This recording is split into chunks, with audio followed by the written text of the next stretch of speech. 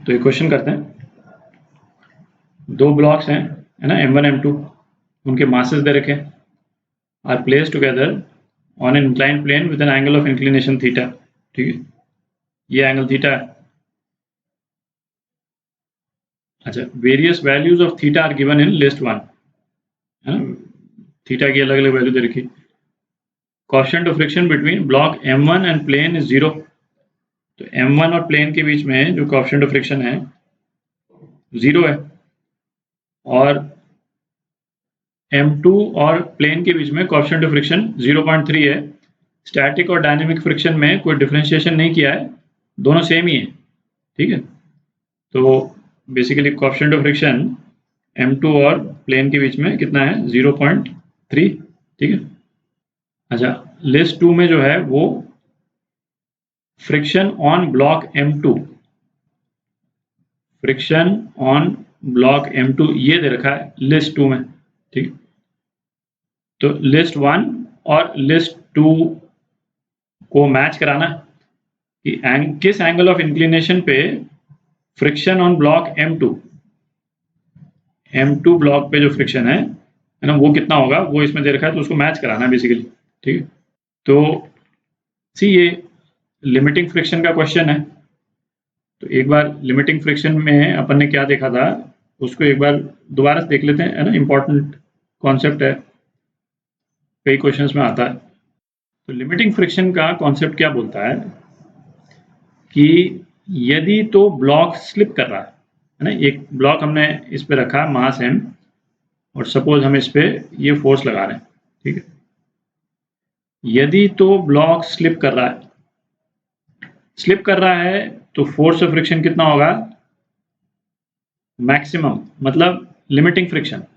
ठीक है, F max या F लिमिटिंग, और F मैक्स और F लिमिटिंग ये कितना होता है, mu into normal force is equal to mu mg। किस केस में, यदि ब्लॉक स्लिप करेगा केवल तभी।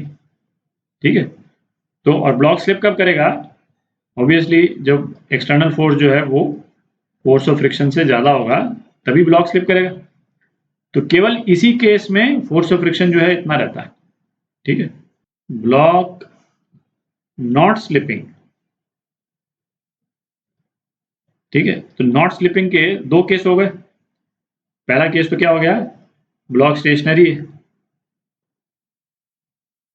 ठीक है, और दूसरा केस क्या हो गया, ब्लॉक एक्सेलरेट कर रहा है। ब्लॉक एक्सेलरेट कर रहा है क्योंकि उसके नीचे जो ब्लॉक रखा हुआ है वो एक्सेलरेट कर रहा है, तो फोर्स ऑफ फ्रिक्शन के कारण उसमें एक्सेलरेशन आ रहा है। जो ब्लॉक ऑन ब्लॉक वाले प्रॉब्लम्स अपन ने किए थे, ठीक है, कि वो नीचे वाले सरफेस से चिपका हुआ है पर एक्सेलरेट कर रहा है। ठीक है, स्लिप नहीं कर रहा, एक्सेलरेट कर रहा। इन दोनों केसेस में फोर्स ऑफ फ्रिक्शन कितना होगा, कुछ भी हो सकता है, F मैक्स से कम। F मैक्स से कम कुछ भी वैल्यू हो सकती है जो ब्लॉक को या तो स्टेशनरी रखेगी या ब्लॉक को वो एक्सेलरेशन देगी जिसपे ब्लॉक एक्सेलरेट कर रहा। ठीक है, तो ये कॉन्सेप्ट बिल्कुल क्लियर रहना चाहिए। मैक्सिमम फ्रिक्शन कब लगता है, जब ब्लॉक स्लिप कर रहा। ठीक है, कहीं पे भी वर्ड आए कि ब्लॉक इज स्लिपिंग, है ना, जब वर्ड जैसे ही स्लिप आए इसका मतलब F मैक्स लग रहा है। ठीक है, और ब्लॉक यदि स्लिप नहीं कर रहा है तब तो ये किसी भी हालत में नहीं लगा सकते अपन। ठीक है, इसको नहीं लगा सकते हैं तब जो है वो force of friction F max से कम कुछ भी हो सकता है। बेसिकली मतलब ब्लॉक को स्टेशनरी रखने के लिए, जैसे यहाँ पे F यदि हम F मैक्स से यदि कम लगाएंगे तो फोर्स ऑफ फ्रिक्शन कितना हो जाएगा, F के बराबर हो जाएगा। यदि F जो है वो F मैक्स से कम है तो इसका मतलब ब्लॉक तो हिलेगा नहीं अपनी जगह पे। तो अब ब्लॉक को स्टेशनरी रखना है हमको, तो स्टेशनरी रखने के लिए हमारे को फोर्स ऑफ फ्रिक्शन कितना जरूरत पड़ गया, केवल एक्सटर्नल फोर्स के बराबर, जो कि F मैक्स से कम है।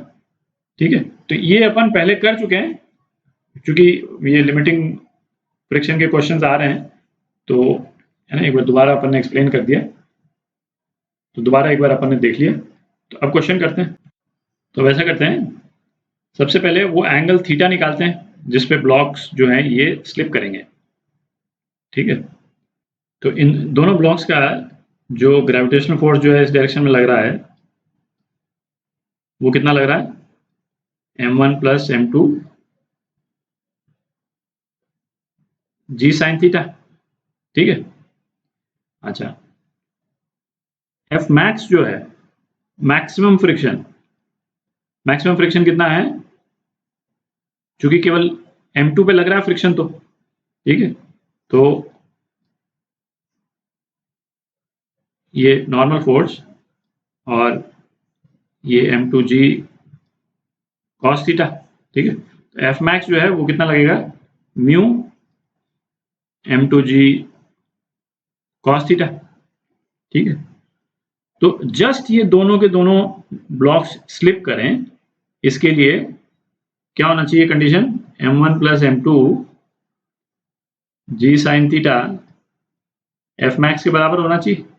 ठीक है, जस्ट स्लिपिंग शुरू हो, तो ये कितना हो गया, म्यू m2g cos थीटा। ठीक है, m1 m2 की वैल्यू डाल दें अपन, तो कितना हो जाएगा,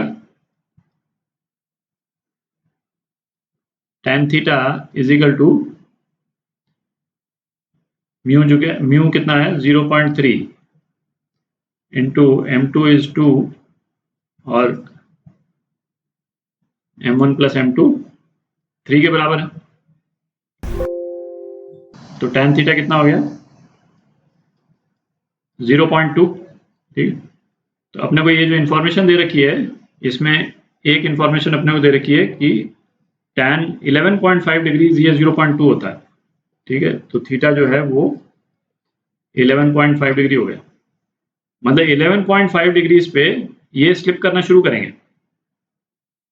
ठीक है, अब थोड़ी जगह बना लेते हैं, तो अपने पास में क्या रिलेशन आया था, theta is equal to 11.5 degree में जस्ट स्लिपिंग। ठीक है, तो इसका मतलब theta greater than 11.5 pay slip करेंगे,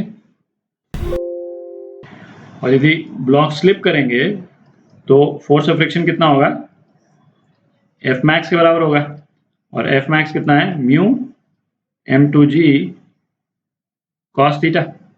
ठीक है, तो अब इसमें यदि हम देखें तो कौन कौन से ऑप्शन है, R और S में थीटा जो है 11.5 से ज़्यादा है, तो R और S के केस में फोर्स ऑफ फ्रिक्शन कितना होगा, 3, S के केस में भी 3 होगा, R के केस में भी 3 होगा, फोर्स ऑफ फ्रिक्शन इतना हो जाएगा। ठीक है, हालांकि इससे ऑप्शन डी निकल जाता है, बट अपन P और Q भी देख लेते हैं। थीटा यदि लेस देन 11.5 डिग्री है, ठीक है, तो इसका मतलब क्या है, ब्लॉक्स स्टेशनरी है। ठीक है, तो स्टेशनरी है, इसका मतलब क्या हो गया, फोर्स ऑफ फ्रिक्शन कितना हो गया, ब्लॉक्स को स्टेशनरी रखने के लिए जितना फ्रिक्शन चाहिए केवल उतना ही होगा। तो ब्लॉक्स को स्टेशनरी रखने के लिए कितना फ्रिक्शन चाहिए, इतना फ्रिक्शन चाहिए अपने को, भाई नीचे के डायरेक्शन में कितना फोर्स लग रहा है, इतना ही तो फोर्स लग रहा है। ठीक है, तो इतना फ्रिक्शन सफिशिएंट है, तो फोर्स ऑफ फ्रिक्शन कितना हो जाएगा, m1 प्लस m2 जी साइन थीटा। ठीक है, तो थीटा लेस देन 11.5 के ये दो ऑप्शन है P और Q, तो इस केस में फोर्स ऑफ फ्रिक्शन जो है वो क्या हो जाएगा, इन दोनों केसेस में फोर्स ऑफ फ्रिक्शन 2 हो जाएगा, m1 प्लस m2 जी साइन थीटा। ठीक है, तो आपका जो डी ऑप्शन है वो करेक्ट है।